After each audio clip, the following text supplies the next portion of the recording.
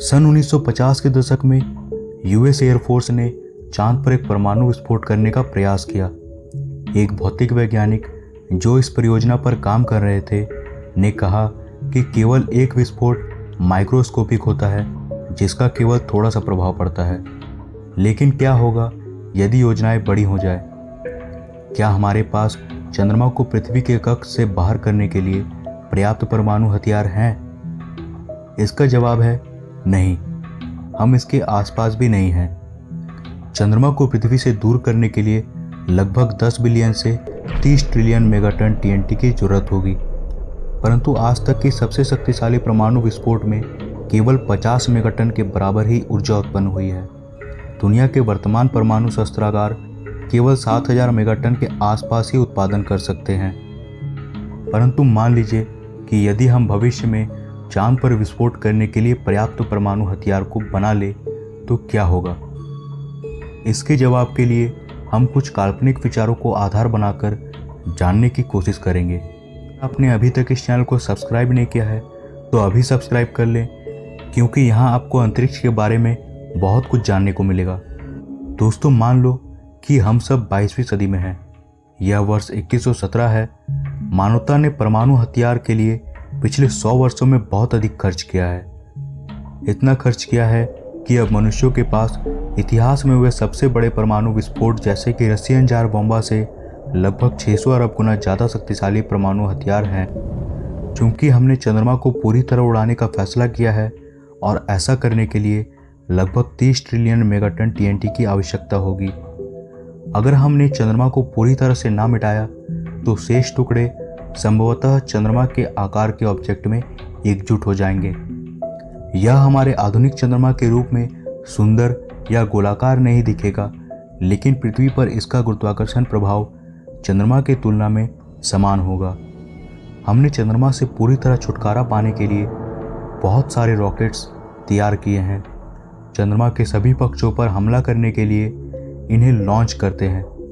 दुनिया भर के वैज्ञानिक पूरे समय के महानतम और मूर्खतापूर्ण प्रयोग के लिए उत्सुकता से तैयार होते हैं।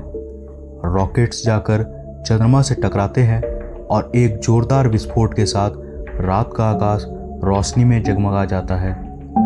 चंद्रमा के टुकड़े एक साथ गुरुत्वाकर्षण बंधन से दूर होते जाते हैं और वे फैलना शुरू करते हैं। सबसे पहले उनमें से बड़ी संख्या हमारी पृथ्वी की तरफ आती है।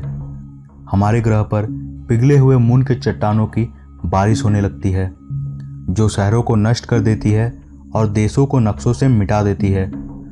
और हमें आश्चर्य होता है कि चंद्रमा को उड़ाने का यह एक शानदार विचार था। शेष बचे चंद्रमा के अवशेष पृथ्वी के कक्ष में प्रवेश करती हैं और हमारे ग्रह के चारों ओर एक रिंग का निर्माण करती है। लेकिन यह रिंग शनि ग्रह के रिंग की तरह सिर्फ आकाश में नहीं रहता, बल्कि समय समय पर पृथ्वी के शेष जीवन काल के लिए उल्कापिंड इस रिंग से हमारी पृथ्वी की ओर धमाके करते रहते हैं। अब हमें लगातार चंद्रमा की बमबारी को झेलना पड़ता है। यह चंद्रमा पहले कुछ उल्कापिंडों से हमारी रक्षा करती थी जो हमारे रास्ते पर आता था, परंतु चंद्रमा के विनाश के साथ अब हमें अंतरिक्ष के चट्टानों के लिए भी सजग रहना पड़ता है। बेशक चंद्रमा के सबसे अधिक ध्यान देने वाले प्रभाव में से एक ज्वार है, जो कि चंद्रमा के साथ ही चला गया।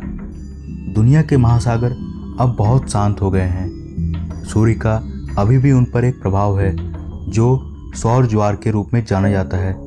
इसलिए सर्फर्स लहरों से रहित नहीं होंगे, परंतु महासागर काफ़ी हद तक निर्मल होंगे।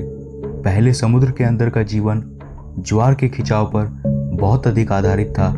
मौलिक जीवन इस खिंचाव के कारण एक छोर से दूसरी छोर तक सफ़र कर सकते थे और इसी तरह वे पूरी दुनिया में फैले हुए थे। परंतु आज जब हम यहाँ हैं, तब समुद्र के भीतर के जीवन को एक छोर से दूसरे छोर तक जाना लगभग असंभव है।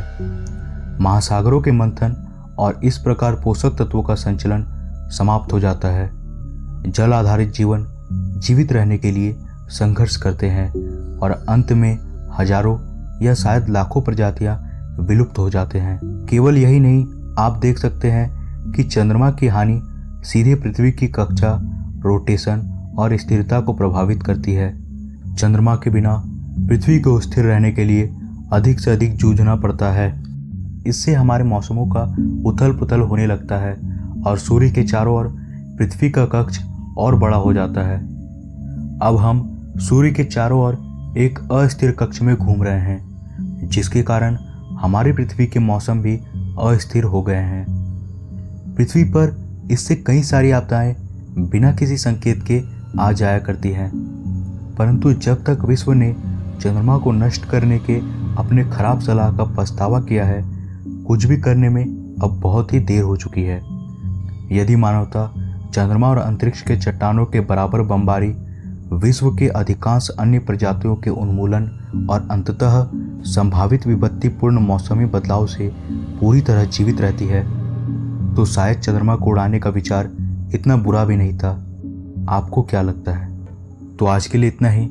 दोस्तों, इस वीडियो को बनाने में बहुत मेहनत लगी है, तो वीडियो को लाइक ज़रूर करें, अपने दोस्तों को शेयर भी करें और नीचे कमेंट करके बताएं कि आपको वीडियो कैसा लगा।